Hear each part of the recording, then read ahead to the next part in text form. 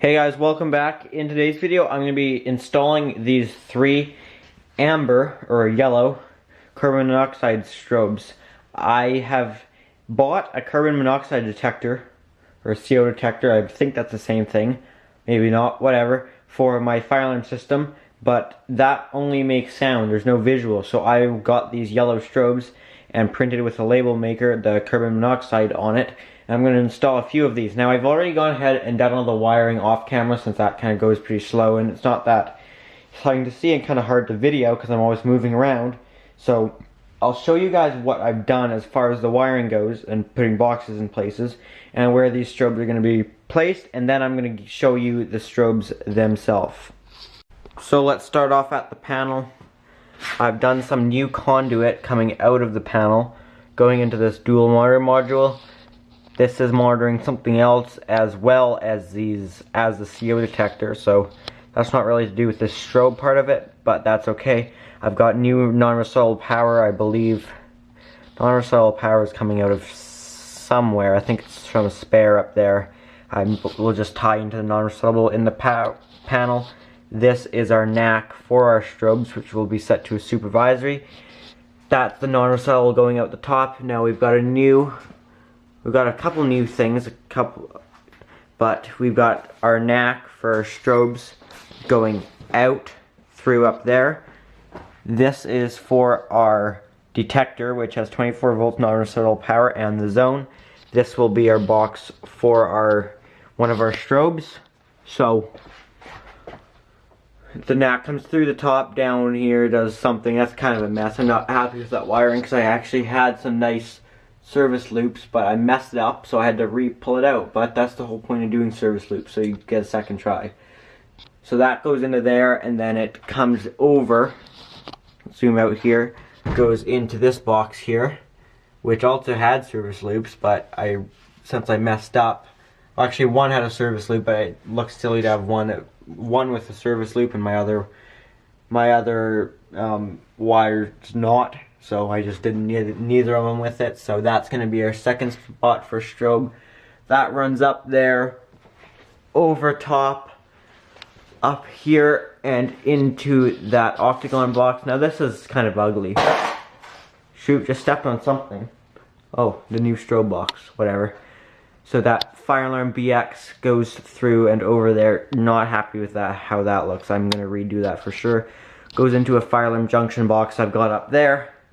And then goes across through the ceiling, through the ceiling, down the wall, and into this 1110 box right here, which this will be my end of line strobe underneath my fire alarm strobe.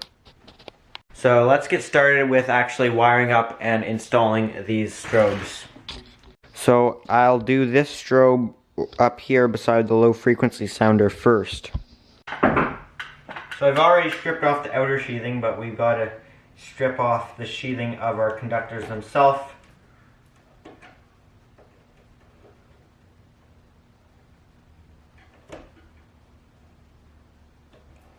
So now we will start by wiring up our positive terminal here, which this is a very simple device, probably one of the most simple devices.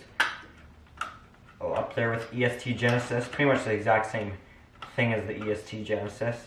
So we want to make sure we're fully in there and insulation is showing a little bit, but not under the terminals and not far enough out that it's not covered by these side plastic tabs.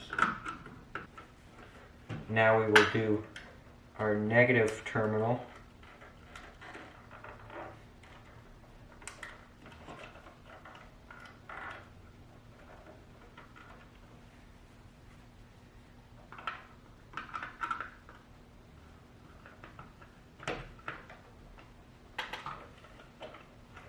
Now we can tuck these wires back in the box.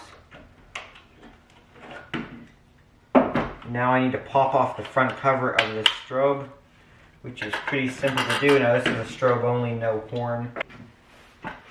Now we need 2 632s, which will go right through it, right here, through the holes.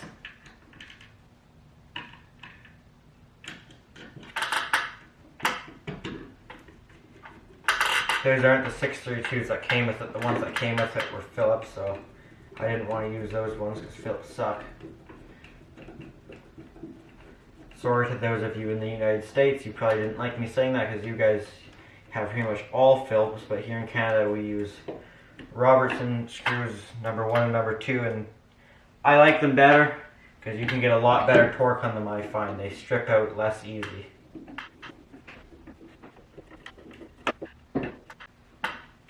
Now I just left the candela set to 15 for now. Next I'm going to do the one in the little room here. So again, same thing, we'll just strip off these.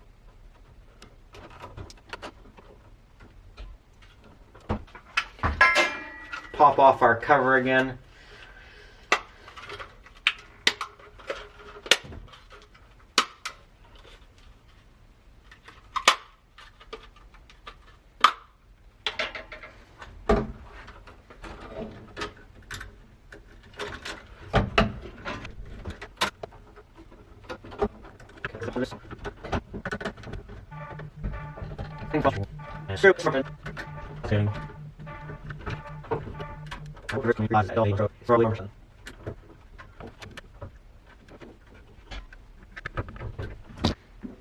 Now we'll take another two 632s.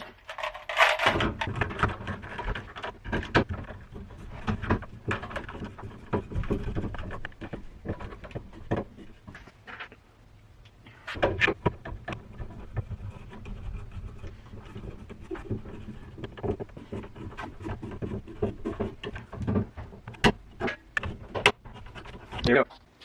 Now our last one will be the one here in this washroom, but I'll probably speed it up since it's the same thing again.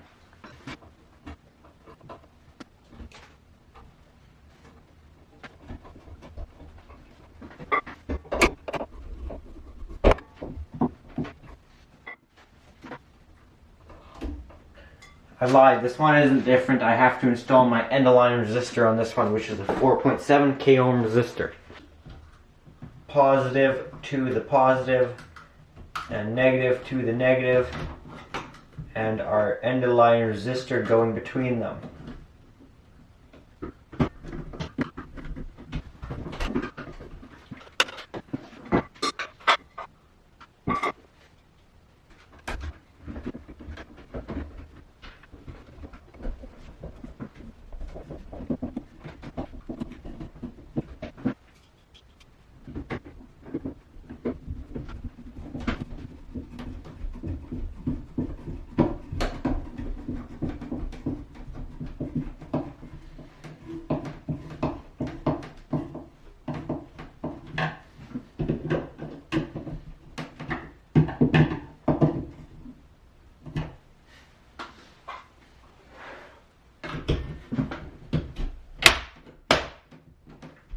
Well, that one looks pretty good. Anyways, guys, that's it for this video. If you enjoyed this video, make sure to hit the thumbs up button and like the video. Comment any questions down below. Thanks for watching.